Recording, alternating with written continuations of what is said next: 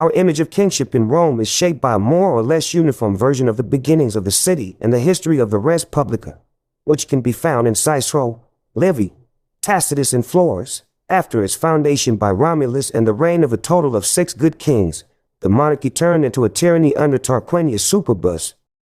The tragedy surrounding Lucretia, who was ravished by the king's son Sextus Tarquinius, was the trigger for the oppressed Romans to defend themselves against escalating violence and arbitrary rule and, under Brutus' leadership, expelled all members of the gens Tarquinia from the city. Afterwards, the citizens of the now free polity, traumatized by the previous despotism, swore an oath never to tolerate a king in their city again. This odium regni, sworn for all eternity, was to prove to be a constitutive characteristic of the newly founded res publica, whose internal and external policies were determined by the Romans' collective hostility to everything associated with kingship and royal rule. The last Tarquin had given the name of king and evil ring to Roman ears for all time. Rex and regnum were opprobrious terms. This collective national Roman trauma triggered by Tarquinius Superbus was fueled in the 3rd and 2nd centuries BC by military conflicts with hostile kings of the East such as Philip V,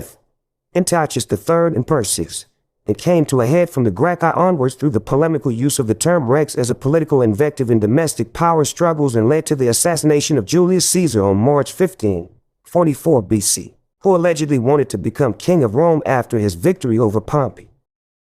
Octavian, who also emerged from the turmoil of a civil war as sole ruler a few years later, learned from the fate of his adopted father and attempted to conceal the monarchical character of his reign by referring to himself not as rex but as princeps in consideration of the odium regni. However, this common image of the Romans' hatred of kings contrasts with numerous positive uses of the terms rex and regnum in Roman literature as well as references to kings and kingship in political culture. This ambivalence, which had already been pointed out by Republican authors of the 1st century BC, has been demonstrated in research on individual phenomena. For example, attention has been drawn to the fact that the 6 ancient Roman kings before Tarquinius Superbus were always honored for their services to the genesis of Rome. The literature painted an extremely positive picture of foreign rulers, such as Cyrus or Hieron II, and even bitter enemies, for example Pyrrhus, and held them up as exemplary models. The terms rex and regnum were not only used to refer to the person sitting in front of the drinking party,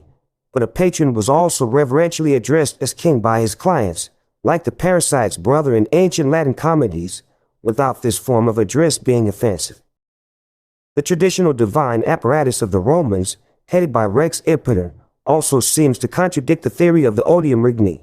but like the positively connoted reminiscences of kingship in the sacred sphere, it should be excluded insofar as old concepts often persist unchanged in cult traditions despite changed circumstances.